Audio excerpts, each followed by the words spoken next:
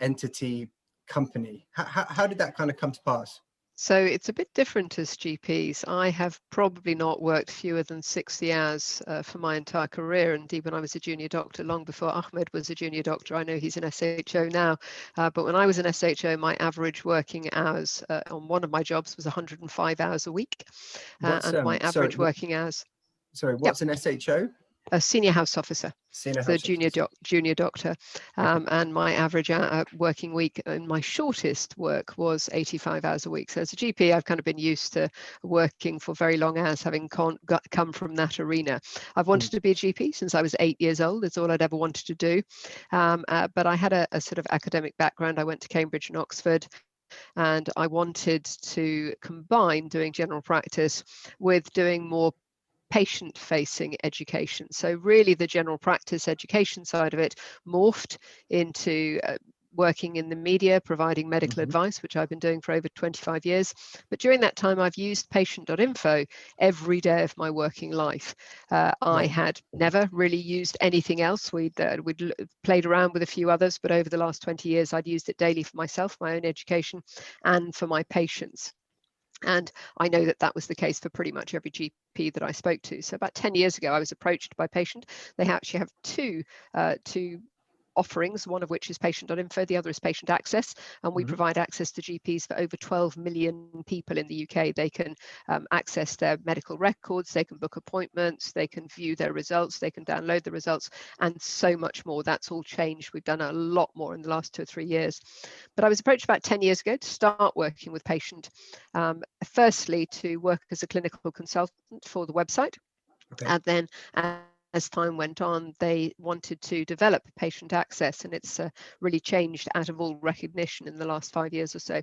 And so 4 years ago, I stopped being a full-time partner, which I had been for 27 years by that stage. I've now been a GP for 31 years, and joined Patient Platform Limited, which is Patient Access and Patient.info, but still work as a locum entirely in my old practice. Good. And so back 20 years ago, when you first started using Patient, what was it called Patient? What was it back then? Why did you feel the need to use it as a GP or personally? So those days it was called patient.co.uk, and ironically I met the founder of patient.co.uk about 10 years ago, and he was saying to me, you know, we were talking about our shared vision for empowering patients.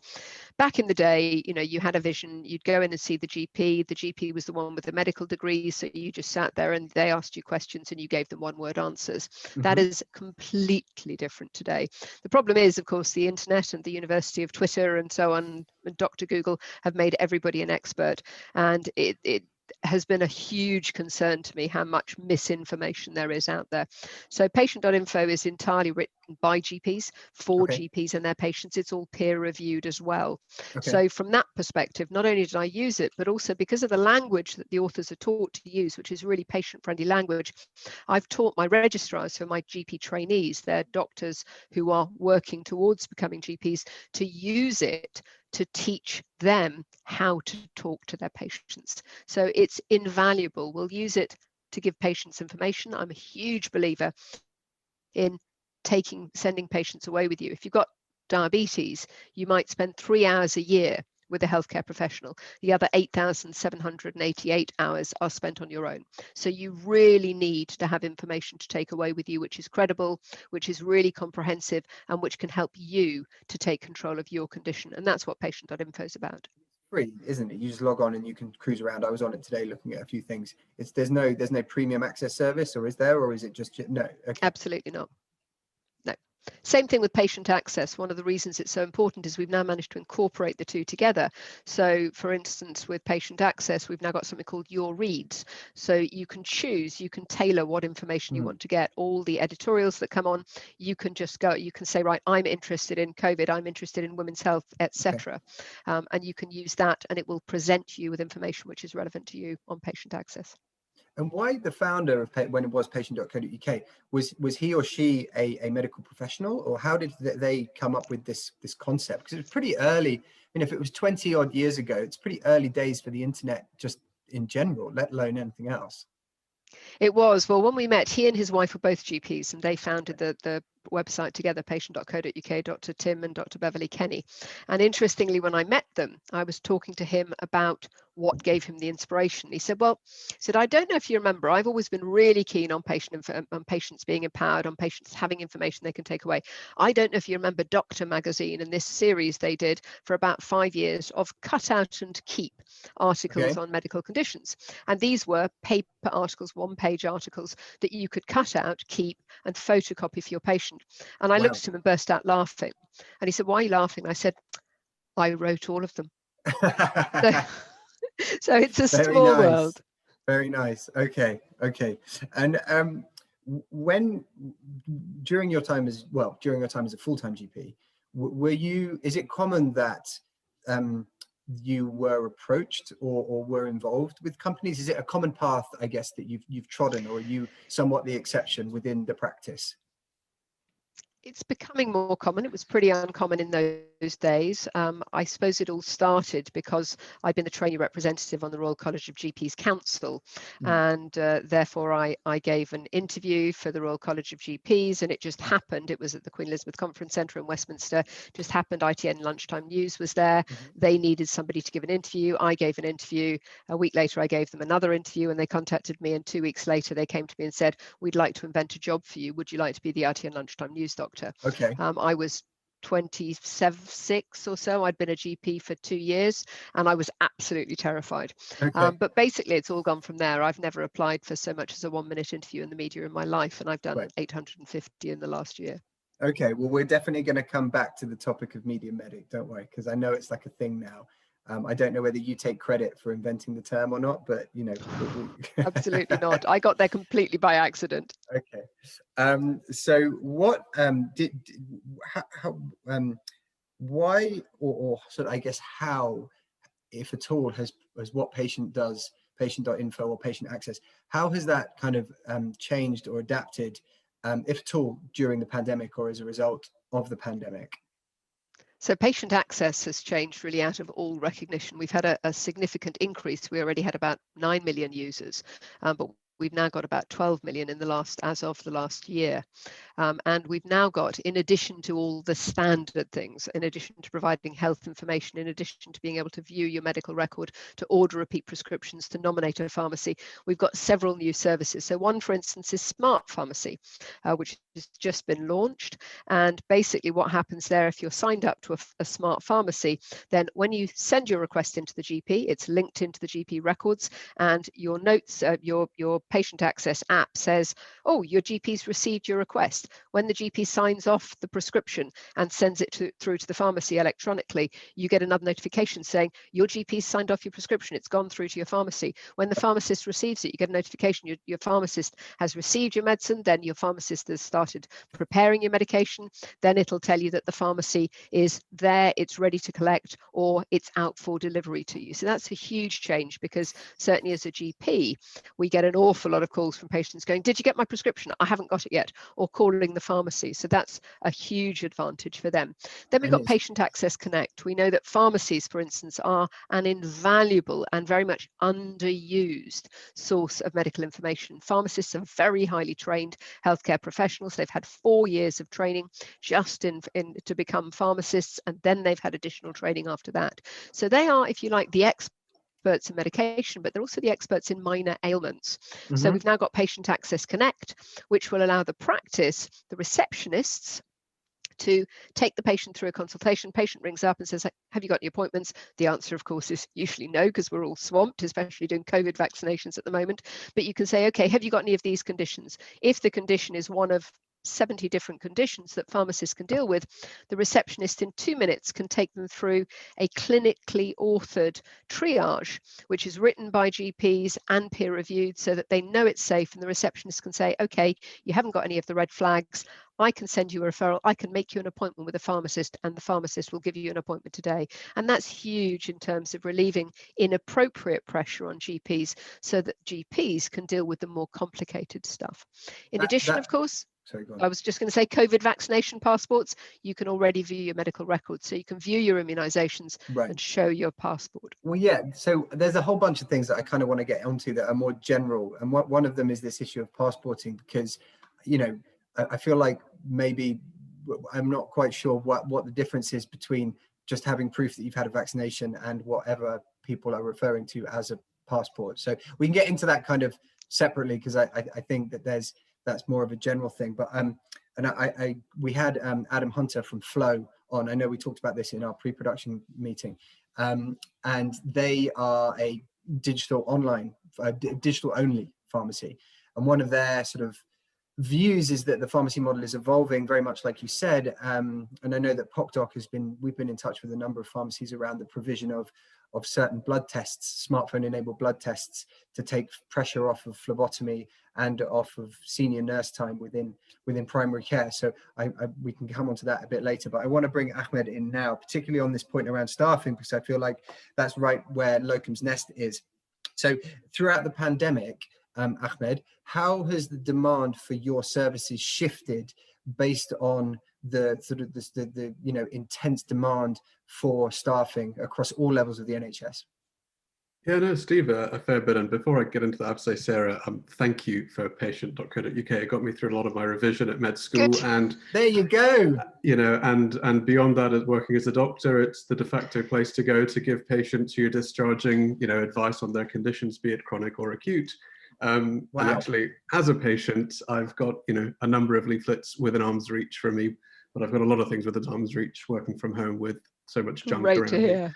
Great to hear. So that's my kind of recommendation, so to speak. But no, so Locum's Nest, very, very different to Patient.co.uk. I suppose we work more closely with kind of NHS leaders and hospitals rather than the patients directly, but of course it cascades down very, very quickly to what the patient sees and what the healthcare professional sees. So, I mean, we all know the N in NHS is implied for national, but beyond that, if you really break it down, every NHS trust or hospital operates very much in a silo, and you hear this time and time again about hospitals working independently and not sharing resource and not sharing best practice. So we broke that down, into a really, really granular way, and we found that, let's use two hospitals, for example, Hospital A and B. They each have 500 doctors if we just focus on the medics, and within each of those hospitals, they have a number of gaps in their rotas. We know the NHS needs more doctors and nurses and healthcare workers. Historically, what would happen was if there was a gap in the rota, let's say on a Sunday evening, a hospital would look within its own staff, and if there wasn't anybody to cover the shift, they'd go to a recruitment agency or a locum agency. Yep. But that came at a cost, right? So, 4 years ago, that was £4 billion a year just to pay these locum agencies the liberty of calling up a number of doctors and filling a shift. So 4 billion was just the fees to the agencies, or was that including the staff cost as well? It's with the staff cost, but okay. But there are plenty, within that 4 billion, there's a large subset which is just kind of add-on costs and not what the worker gets paid at the end. And this was a convoluted and fairly opaque process. Lots of phone calls, lots of texts, lots of bleeps. It was a scatter fire approach to, you cast the net far and wide and you hope you catch something, right? Rather than a really targeted kind of fishing. And I imagine it was basically a fire drill all the time. Desperately trying to call all kinds of people to try and fill something, and it was all super last minute and very stressful, which may not necessarily be taken into account in an economic cost, but certainly might be an additional kind of indirect cost. Oh, hugely. As I know doctors who would have two phones, one they would give to locum agencies and the other they'd keep for their personal lives, because there was just no mercy. Sarah, your yawn speaks volumes. Oh yeah, I mean, I absolutely feel your pain, Ahmed, as a GP trying to find locums, and I think general practice is a little bit further ahead in terms of, but only in the last 2 or 3 years, probably because we've had more of a crisis than hospitals have. But I have to say, the number of colleagues I've got who've worked as hospital doctors and who've said that it is just a nightmare. You're on tenterhooks to know whether you'll have anyone to work with the next time you go in. Yeah, no, absolutely. So really, I mean, it's such at face value, a very simple solution technologically. I mean, excuse the blunt analogy, but you look at the dating industry, the taxi industry, the travel industry, it's a simple disintermediation play, right? You have a highly regulated professional or individual, let's even break it down even further, and you've got, a hospital or an organization that, or even a GP practice that needs said person. It's easy tech, but for us, it was the culture change. So at Locum's Nest, what we're doing now, And we've been successful with 10 NHS trusts and 5 of the 30,000 doctors on the system, where we've got 10 trusts to really pioneer the way forwards in the NHS and say, you know, we are trust A, you are trust B, C, D, E, F, G. We will trust the checks that you do for your doctors, and we trust your NHS doctor is as competent and as safe as my NHS doctor. We're the NHS. Can I ask you just a question? Please. You say that like as if that's some kind of major step forward, but is that quite a big step to say that Trust A will believe the qualifications as read of the doctors of Trust B? That's not a given. This is a huge change, you know, a massive change of direction in the NHS. Wow. So we launched this way of working about 3 years ago now. It was the Royal Surrey County Hospital and Ashford and St Peter's NHS Foundation Trust. So 2 trusts in and around the M25A3 Southwest Surrey area. And we got them to work together initially with the HR directors of the trust and the medical directors, you know, really pioneering and saying, you know, we're going to take this leap of faith and do something that nobody else has done before. That's now grown to 9, if not 10 trusts across the whole of the south of the country, okay, really. But elsewhere, you're still seeing, you know, Trust A competing with Trust B. And as a result of that, doctors just go to agencies. Wait, so just let me just take a step back just so I see what I understand. The previous situation was that how many NHS trusts roughly are there in the UK, give or take? Dynamic, but let's say 200 for simplicity's sake. All 200 of them would have shortages at various times, you know, missing shifts, that type of thing, all the time, kind of consistently.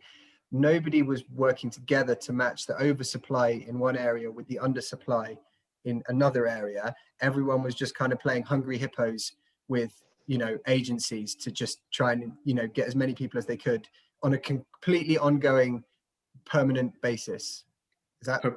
In the most respectful way, it was like a perpetual battle between organizations. Right. You know, each NHS hospital had its own wall and had its own moat to stop movement. But this is changing. You know, Sarah, you might have seen similar things in primary care with across the GP practices with the formation of federations and primary care networks. But there is a massive change at the moment, which is great because the tech is ready. Locums Nest is there. It's ready to be deployed across the country.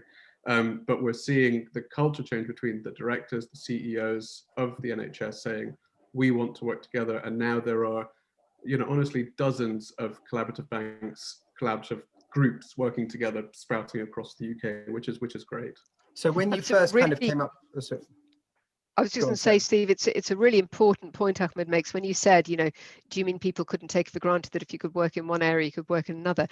The number of hoops that you have to jump through as a GP and indeed as a hospital doctor to work as a locum or as a GP, you know, permanently, any doctor to work in the NHS, the number of hoops you have to jump through, the number of forms that need to be submitted, all of that. So every time somebody was working in a different area, and we now have an area in my area, we have a locum agency called Locum, which does for general practice, doesn't charge. I think it's very much like the same sort of model perhaps as Hornet's Nest, but it's really unusual. And there the GPs upload their information so that it's all there. You don't have to jump through all these steps every time. I mean, this is just music to my ears hearing what Ahmed is saying, because it just makes such sense, and yet it has never happened. As I say, we're a little bit further ahead in general practice because general practices are so small compared to hospitals, perhaps, and we've had the locum problems for much longer. But it is extraordinary to think that in a society as sophisticated as ours, all that information was not just held in one place and you couldn't move between. Yeah, and I think it's, you know, for people that aren't that familiar with the ins and outs of how the NHS works, it's sort of, like you say, all 200 trusts were just siloed effectively and not looking to try and, it's not one organization. I think that's one of the biggest things when we at PocDoc started to collaborate and integrate with the NHS is that, you know, we very quickly realized my background is not in healthcare, but is in commercial partnerships. And it's not the same ball game. I mean, that it really isn't. It's not one organization. It's extremely distributed. And so going back to what you were saying before, Ahmed, why, if you can try and, I'd be really interested to see if you can try and kind of communicate or relate why staffing, why is it a problem to patients as a group if you have either missed shifts or you have health trusts over investing in locum agencies, or you have admin staff spending all their time filling these things. How does that translate down to a level of care on a patient level? Yeah, no, of course. And one thing I will say is the care the NHS provides is world class, and colleagues and friends of me know I'm a big advocate for this, despite the negative PR internationally and locally on some occasion. But anecdotally, if there is a gap in the rota and the hospital can't find a doctor to plug the gap in the shift, then you as a junior doctor, or I personally, would end up seeing 80 patients instead of 40, for example. And that is not uncommon. Yes, with new technology, new ways of working, it's decreasing in terms of how frequently that happens, but it becomes twice. It's not even twice as hard. It's significantly more difficult seeing 80 patients compared to 40 as one junior doctor on call. Your bleep is going off 24/7. You have to run to the phone between patients. You may have 2 or 3 different emergency calls for you to run around to 2 ends of the hospital, and some hospitals are designed, in ways that I'm convinced the designer was trying to build a maze before they realized they were building a hospital. But it was, so it's at a very, very granular level, that's what the doctor feels. They have to deal with twice as many patients, and the patients end up not getting as much kind of doctor time as needed. It is always safe. It is never unsafe. I've never been in a situation where I thought, I feel I'm putting myself and others in danger here. It hasn't happened, but over time and with the pandemic, it gets tiring. And with the pandemic, sick leave is increasing, self-isolation incidences are increasing. The NHS has to work smarter, and it's so refreshing that they are, because sharing and collaborating is the only way that we're going to get through this. We can't all of a sudden get 10 or 20,000 new doctors in the UK overnight, right? But, it's impossible. Look, when you explain it like that, it is like any other. If you take out the healthcare concept, then it's really matching up demand and supply via a digital platform. Yes, it gets more complicated because of the highly regulated nature, and quite rightly so, of what you're doing. But you're doing what's been done in many, many, many other industries. Yeah, no, absolutely. I don't know what analogy to give here, but it's the NHS, if I was to liken it to British Airways, which is quite topical for personal reasons, it's like if you're a pilot in, flying for BA, you flew 777s from Gatwick, and you had a week off, and then, there was a 777 flying from Heathrow, and then Heathrow said, no, sorry, you can't fly the 777 British Airways aircraft from Heathrow because you have to go through, as Sarah alluded to. You have to kind of requalify almost. It's a mountain of paperwork and treacle you have to walk through just to be given the access of providing your service there. It's ludicrous. That you might have been doing, 50 miles down the road. Oh, of course. Yeah. 10 miles down the road. Yeah. It's what really interesting, because when you listen to a comedian, I often find that the best comedians are the ones who look at everyday life and you think, oh my God, why didn't I think of that? That's so funny. And Ahmed is absolutely right. It's ludicrous that we have never had this, and it's just joy to hear that it's happening now, because it makes such perfect sense. And I'm quite sure that a lot of people looking at Locums Nest and kicking themselves, thinking, why didn't I think of this? But they didn't. Is it so let's go back to just you kind of personally. When did you realize, and how did you kind of make the decision that you would move from coming up with this idea for Locums Nest into actually, going for it, which would involve stepping back slightly from the career that you presumably had invested quite a lot of your life in building to that point? Yeah, no, Steve. So it was pretty straightforward upbringing. I grew up in a beautiful country called Oman in the Gulf of Arabia, moved up to Sheffield for med school, moved down to London and then Surrey for my foundation training as a doctor, and then Locums Nest. But the pivotal point was in our first year as doctoring. It was the Locums other co-founder, Nick, and I were good friends at the time, still work very, very closely. And we thought, we'd had a lot of ideas together, but one of them was this one, and it was we end up working shifts that are understaffed, and we're always asked, it's almost like clockwork, every Friday to pick up a shift on Sunday, and there has to be a better way. So we worked on this idea. We both took a coding course to see if we could code tech. Cool.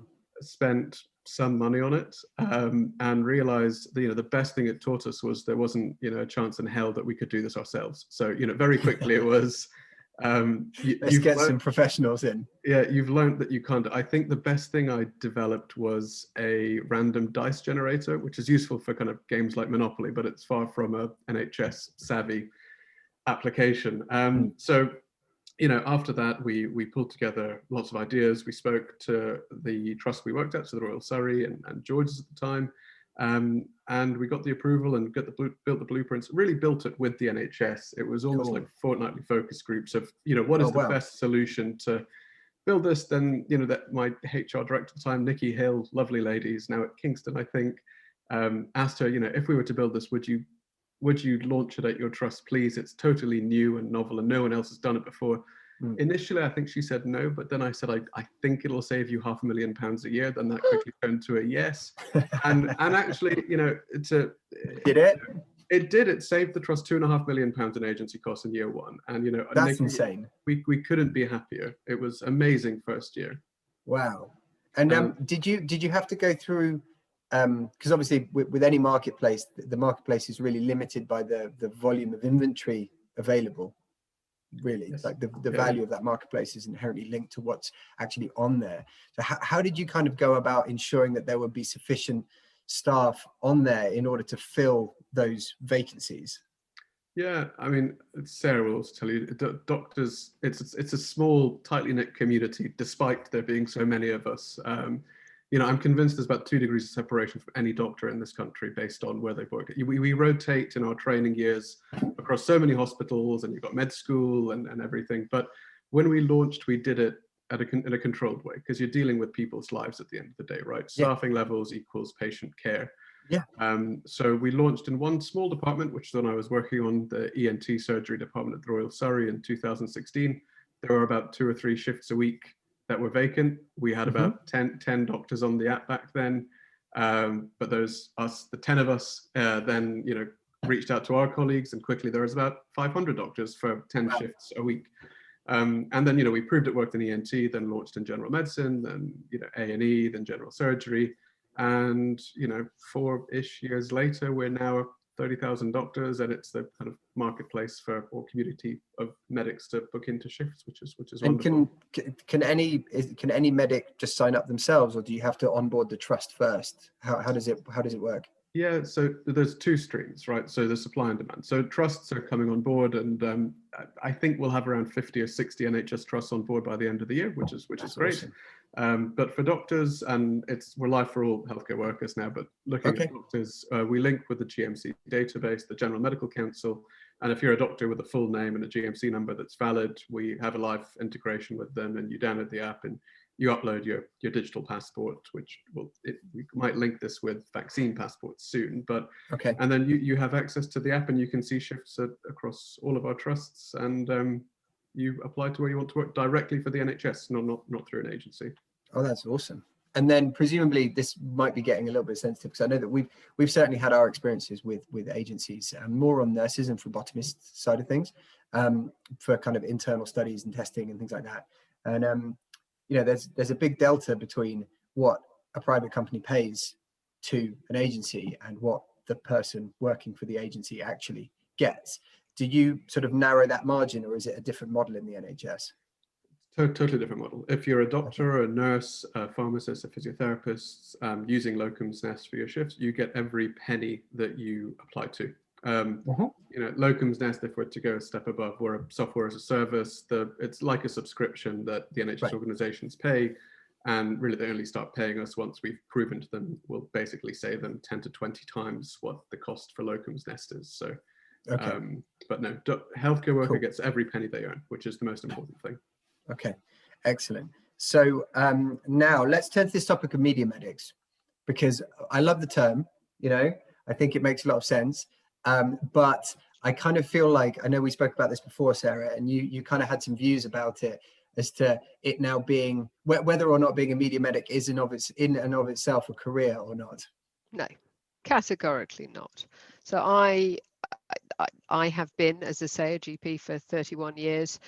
The reason that I feel able to continue to provide advice is because I know exactly what it's like. So if somebody says to me, you know, what a patient's going through at the moment, I can cast my mind back to a patient, or a lot of patients.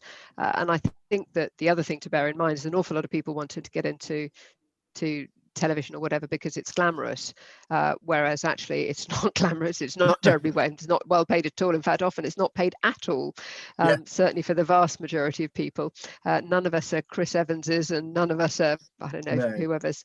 But it's one of those things that I got into and kind of stayed in because apparently I'm quite good at it, but more importantly, because I am absolutely passionate about improving patients' access to reliable information and letting the facts get in the way of a good headline, which is the way I normally describe it.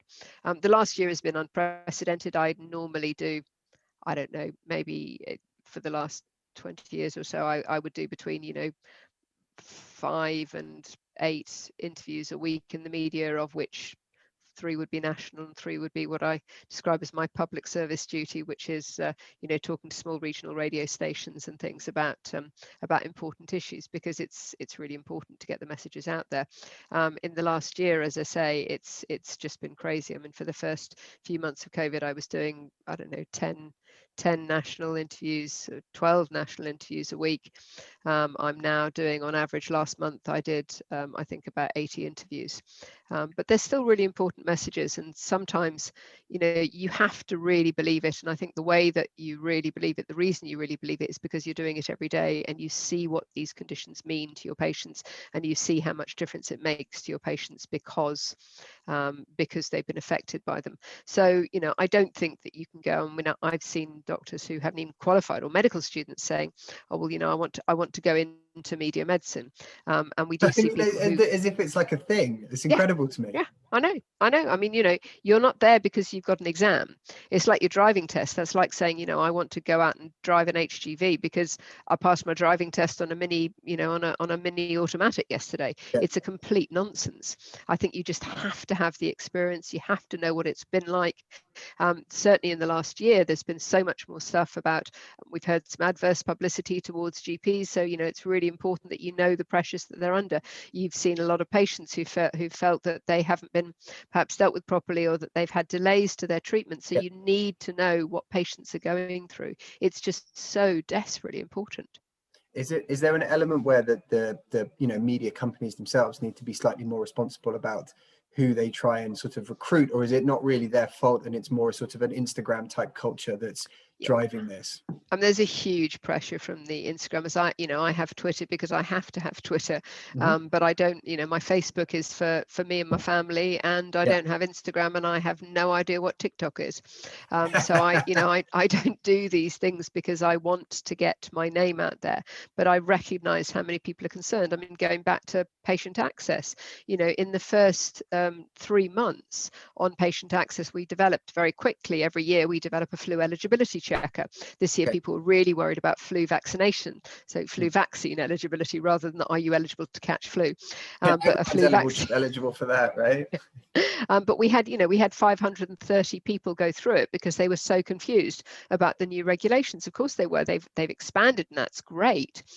But so many people weren't aware, and that really gives an idea. With our coronavirus symptom checker on patient access, we had 1.25 million people who accessed the tool because the NHS tool kept crashing because so many people were using it. So it's so important that you recognize what's a priority to patients. Likewise with patient access, slightly aside from the media medicine side, but we have something called Proxy Access or Family Connect, where people who are looking after a loved one and who can't get appointments for them, they can't get the repeat prescriptions, they can't view their medical records or whatever, you can do that on their behalf with their permission, but that has to be done with the right consents. And it's only because I've been a GP that I was able to go into patient access, go on to Patient.info and say, okay, this is what people really need. Yeah, because you see it from the ground up. Ahmed, what's your view on this whole thing? Yeah, no, so Sarah, I'm not going to take the mini analogy the wrong way as a recent mini owner, but no, I'm it's not nothing wrong with the mini. Personal. Yeah, there's absolutely nothing wrong with a Mini Cooper. But no, so I don't classify myself as a media doctor in any way, but what concerns me here is the level of misinformation that's being spread at so many levels, and actually there's this kind of reverse kind of popularity matrix where the most junior doctors or to-be doctors, as Sarah alluded to, you know, these final year medical students, if not earlier, tend to have the largest following because of the generation that is looking at the, you know, down these avenues for medical information. So, you know, medical advice through Twitter and Facebook, etc., tends to be followed by the most junior people and not those that have had experience, and that is of concern. So, you know, whilst I'm not a media doctor by any means, I probably do one interview a year. Okay. You know, maybe two this year, including this one. I bet you it's a good one though. I bet you absolutely nail it.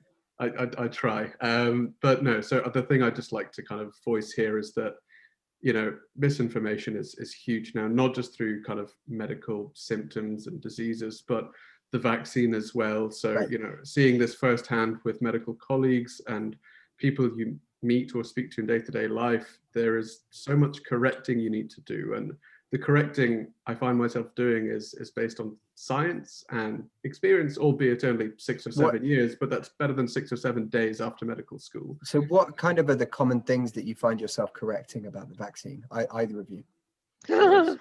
Where do I start? Sarah, do you want to, I mean, you go first, because mine's very, very limited, but a very, very big one, not just in the UK, but abroad, about kind of AstraZeneca is the most concerning thing I've seen. So interestingly, I covered AstraZeneca on Radio 2 yesterday, because of course, if you remember, I don't know if you know that Germany has just come out and basically backtracked. So the German regulatory body has effectively come out and said, yes, well, we may have been a tad on the hasty side about the AstraZeneca vaccine. And of course, they are in the position where they have 1.4 million vaccines over there, of which 80% have not yet been used. And yet they haven't even vaccinated everybody in their care homes. And we are starting to invite the last cohort in the 50 to 60 year age group in the UK. We vaccinated nearly 40% of our adult population. So with the AstraZeneca vaccine, there was this misinformation which came out from a national German newspaper where they said that it was only 8% effective in over 65s. The only place that anybody can see that complete twaddle came from, medical term twaddle, obviously. Yeah, no, very technical. The only place that came from was that there were actually only 8% of people in the trial who were in the 55 to 69 year age group. Wasn't it Macron that kind of kicked off this whole thing by he got sort of pinned on why France wasn't vaccinating anybody. He kind of of course, that was entirely political, because the French had expected to produce the vaccine which was going to be world beating, and they ended up not getting a vaccine at all. Do they have one yet or not? They are using the AstraZeneca, the Pfizer and the Moderna vaccines, which are the three which are licensed, but they've only vaccinated about, I think, 3% of their population, so they are way, way, way behind on this. But in terms of the UK, it's very interesting to see how, as we've had so much success and so many positive stories, the number of people who are prepared to be vaccinated has increased significantly. And the great news is that ONS just produced data saying that actually 95% of people in their 20s and 97% of the whole population now say that they would not definitely or probably refuse a vaccine if it was given. And I think that's extraordinary, given that we've come from about 75% to 95% in just 2 months. We've seen, for instance, the AstraZeneca, one of the reasons that they've rescinded. Austria has already changed its tune. Germany is now looking to change its advice. And the reason that they've changed their advice is we've just had data which has come out from Scotland last week and from England this week, saying that actually in terms of your likelihood of hospital admissions, it is reduced by about 85% by the Pfizer vaccine, about 94% by the AstraZeneca vaccine from a single vaccine. The World Health Organization has now come out and said that because you appear to get a better immune response when you've had a longer gap between the two vaccines, they are now recommending with the AstraZeneca vaccine that it should be given between 6 and 12 weeks apart, rather than the 4 weeks apart, which is on the license. But I think the biggest one that I've had, firstly, it's going to affect your fertility. Well, extraordinarily. I mean, there've been throughout history, there've been stories about vaccines that affect their fertility. And actually, if you look back, it all came down to a single trial in Africa about 25 years ago, where it was actually a trial of a contraceptive where one of the additives used was similar to tetanus toxoid, which of course is what's used in tetanus vaccine. And because it was a contraceptive trial, they jumped from there to it stops you getting pregnant to it completely stops you getting pregnant ever. And even the contraceptive trial wasn't looking at that. So that is how literally these things can happen. Likewise, with respect to the length of time it's taken to develop, and this is probably the second biggest question that I get, how can it must have been rushed? No. If you look at the length of time it takes to develop a vaccine, it's not about looking for long-term side effects, because they often don't get to the trials for 6 or 7 years. Firstly, they need the genetic fingerprint of the virus. Well, China made that available to the entire world in mid-January last year. Then once they've got that, then they need to get money to proceed. Well, every government in the world was throwing money at them, absolutely. So they had the money already. Then they need the way to do it. The scientists need to work out how to get the vaccine into people and how to develop it. Well, we've had 10, 15 years of developing vaccines for SARS, for MERS, for all the standard ones as well, for Ebola, and so they were able to harness all of that. Then you need to have regulatory approval. Well, the regulators basically stopped everything and said they were kind of highly incentivized to kind of look at this thing fairly quickly. Yep. Then you need enough people to get into the trials, and that will often delay it for another year while they recruit people. Well, we had 320,000 people in the UK alone who were signed up to the vaccine trials, including me. I got the placebo as it happened, but my husband got the real thing. Hurrah. Then you need to have a trial, which often takes years because you need enough people to get the virus. You need so that you can tell when the vaccine helps. That took weeks, and then you need the regulators to look at the data. Well, they'd looked at the data all the way through, so all they were waiting for was the results. That's why it's happened in a year, not for any other reason. And sorry, go on. No, I just wanted to pick up on one point you said, Sarah, that now the studies are showing that the vaccines are the efficacy levels are the highest when the doses are split kind of 6 to 12 weeks apart. I remember, when I got my vaccine, I don't know when it was. I think it was late January was dose 1, and there was a lot of noise from medical professionals and the general public that this isn't acceptable. You can't delay it by 3 months. How can the British government take this leap of faith without the science? But it was, this isn't the first vaccine that the world has introduced to anybody, right? There are other vaccines which have proven that you split the doses 3 months, if not longer, to let the body induce a reaction initially and give it time to build that reaction level, and then you give it a booster, and that booster is the kind of the long-term cementing of your immunity. So I'm so happy and less so relieved but more proud that the government has taken this approach, and now make the right call. And the world will do it.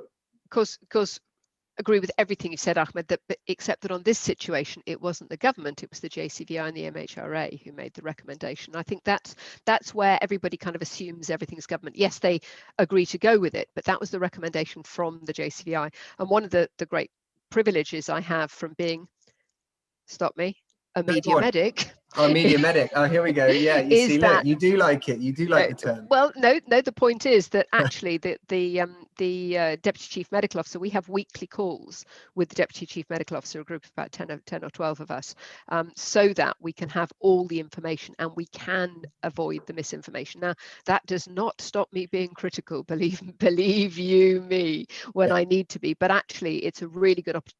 So when the vaccine decisions were made, the day that the decision came out, we had a call with the head of the JCVI, the chief executive of the MHRA, the chief medical officer, the chief scientific advisor. They sat us all down and said, okay, tear us to shreds, you go for it. What are people going to be asking you? And of course, all of these questions came up.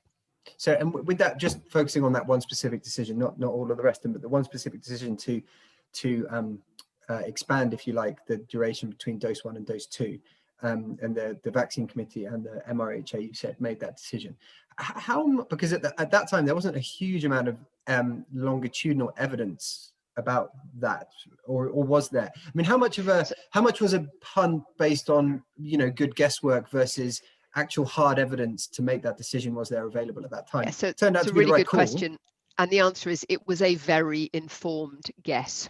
So it was a more informed guess on the basis of the AstraZeneca one. Ahmed made a fantastic point about the fact that they were able to use modeling from other vaccines, and consistently other vaccines have shown that if you expand the dose between the two of them, you get better response, you get a heightened immune response from the second dose. But we are still learning about these things. The problem we had was that we were at the stage where 50% of all the people admitted to hospital in the UK during the entire pandemic went in December and January. 30% of all the people who died in January alone this year. The case rates were absolutely through the roof. People were dying in their droves. And the rationale was, if we can give twice as many people 75% protection compared to half as many people, 90% protection, we will save lives. And interestingly, the Germans have now come out specifically and said that actually by delaying the doses, they've done the modelling based on what we've seen in the UK and have said, if we delay the dose, we could save between 10 and 15,000 lives. So the answer has got to be, fine, you give them the 2 doses 4 weeks apart. Who are you going to knock off the bottom of the list then? Yeah, no, I agree. And also there's an element to this where I mean, this obviously, I'm not a doctor, so this is not meant to be a medical opinion, but more in terms of almost like the feeling or the momentum that the UK's drive has provided. It's sort of, I wonder how much the view, you know, on the news shows in the morning, they have the, you know, vaccination ticker, and, you know, everyone's talking about, when are you up? When are you up? When are you up? You know, it's almost like a thing now. Whereas if you look at the rates in France and in Germany, it's so painfully slow that it almost in the public consciousness might not actually be happening. Yeah, I mean, we're repeatedly hearing now, a lot of people over in Europe are very angry about what the governments over there did in respect of AstraZeneca. And we are repeatedly hearing, indeed, we had several people, in fact, the lines were inundated on Radio 2 on Monday with people ringing in and saying, we are really angry because we want this vaccine. We've said we're prepared to sign to say, I'm prepared to take the risk that it might not be as effective. This was never anything to do with safety. That's the other thing. But when you have Angela Merkel being effectively asked live on air, we think you should have the AstraZeneca vaccine live on air to prove that it's safe, because that's what people have taken away when there was never any question of safety. And she demurs. It's not surprising people are dying. That's Sarah, can I ask you? I mean, this has taken things out of the UK slightly back home to where kind of family lives in Oman. There's this common misconception that AstraZeneca is safer than Pfizer because the technology it's built on is more kind of antique-y or well tested. I, of course, disagree with that entirely. I was jabbed with Pfizer just by chance. It's what the hospital had on the day. But, you know, what's the stance that you've had on this and the conversations you've had on safety of what? It's a really good question. Interestingly, I've had almost exactly the same number of patients who've said to me, oh, I want the Pfizer one because it's more effective. I don't want the AstraZeneca. And have said, I want the AstraZeneca one because the other one's more experimental. Well, actually, any vaccine is experimental in as much as, you know, if it's the first time it's been produced for a condition. But they're all based on the same kind of technology. All the vaccines are based on the spike protein. It's just a different way of delivering them. So the Pfizer vaccine and the Moderna vaccine are both mRNA vaccines. Now, those vaccines have been extensively investigated in other areas for other vaccines, but it's just happened that we haven't needed them. So they're extensively investigated for SARS, for MERS, but those never became pandemics, so they were never needed. And actually, the mRNA vaccines are already being licensed for so-called designer drugs for people who've got, say, skin cancer. So, and have proved highly efficacious in them. There is absolutely this, and this is, of course, it goes to one of the other things people can think of, you know, mRNA, DNA, genetic modifying. It's modifying my genes. And so, you know, this is all as the food to do with. Though. Precisely. And my response to that is, if you want, you know, if you think something you take into your body is going to genetically modify you, when was the last time you ate cheese? Because half the cheese that's produced in the US and a large proportion of the cheese that's eaten in the UK is made using genetically modified viruses. So just before we go, we've got a few minutes. So I'd like each of you just to tell me what you think is the one or two things, and it can be, related to your own businesses, or it can be something different. What changes do you think have happened in the last 12 months within health tech, within healthcare, that are here to stay, and which may, sort of move away? So Ahmed, why don't you go first? Yeah, no, so one that we've kind of alluded to already, it's this whole collaborative working and breaking down the silos, kind of in the walls between NHS organizations in the hospital world and the GP world. And, I think this is a movement that will continue. And in months, if not years, we will see a world where if you're an NHS doctor, nurse, pharmacist, physiotherapist, whoever you might be, and you're needed at a different organization, you will have access to work there. And that will be respected using a digital passport, which is kind of your compliance and kind of your credentials. It'll be centralized, and that's what we want. That will save the NHS billions of pounds, but more importantly, it'll increase staffing levels. So right doctor, nurse, etc., could be at the right place at the right time. That's the workforce side of things. And the other point I guess I want to make is, we're used to Zoom and Teams and, outpatient digital remote consultations. My personal take on this is they will continue to a degree for those that find them more convenient, but by no means do I believe that the face-to-face GP or healthcare worker interaction with human will go away.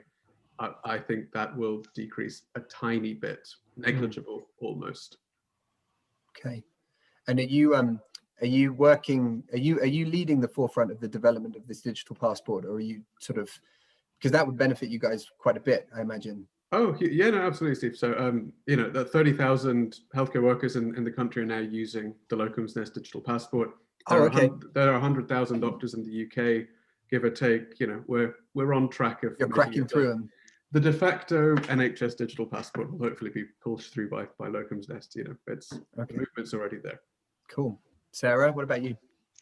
Well, I'm going to build on what Ahmed has said, not so much about the locums and the doctors, but about the patients and the way that healthcare services have been delivered. So if you look at patient access, as I said, we already had a service which allowed people to order and manage their repeat medications, access their medical records, view their test results, share and download their records, message their GP, access NHS referral services, nominate the pharmacy, and tailor their information. But what we've now got, I think, increasingly is a digital front door. So the things that we've developed on patient access are to allow patients to get to the right service at the right time, and recognize that while there are always going to be times when it's appropriate to see a clinician face to face, there are many situations where actually it's not better. In fact, it's much less convenient, and it doesn't offer any advantages. So for instance, we can now, a lot of practices are now offering telephone appointment bookings, video consultation bookings. Well, you can do those straight from the Patient Access app, and you can actually just you can have a video consultation straight from your app, straight into your records, with your GP sitting there with your records open, and he can open up the video consultation from the EMIS web, which is the NHS consulting software that they use. So I think a lot of that's is going to stay. And I think a lot of, for instance, online consultations, we've got a product called Online Consult, which about 6 million patients use to send information to their GP. Now, for instance, if you've got a problem and you don't know whether it needs to see a GP or not, in the past, you'd ring up, you'd make an appointment, you'd have a call back from the GP, you'd go in and you'd take a half day off work and go and see the GP, and they would tell you to go and see the pharmacist because actually there wasn't anything they could prescribe, and we're not allowed to prescribe paracetamol anyway. Now, you can send the form in your pajamas at 3 o'clock in the morning, and you know that the information that you've provided in your own time, really useful for people who don't have English as a first language. So, they don't have to have an English speaker who goes along with them. They can translate it for them. You can send it in, and you know that the GP will receive it. And when we, with Online Consult, of all the forms that are sent in, only about 1 in 4 needs a face-to-face consultation. And that's even after 40% of people haven't got as far as needing to submit a form because they've had all the information they need from Patient.info. That's fantastic. Well, look, we've got to wrap up now, but Ahmed, Sarah, thank you so much for coming on the show. It was a brilliant discussion. I really appreciate it. And I hope that all the listeners, wherever they are, appreciated it too. And yeah, thank you very much for everyone for listening. And, we'll be publishing next week's show in due course, but thank you very much. Thank you, Steve. Great pleasure. Thanks Thanks Sarah. very much. Nice to meet you. Bye-bye. Lovely to meet you, Ahmed. You too.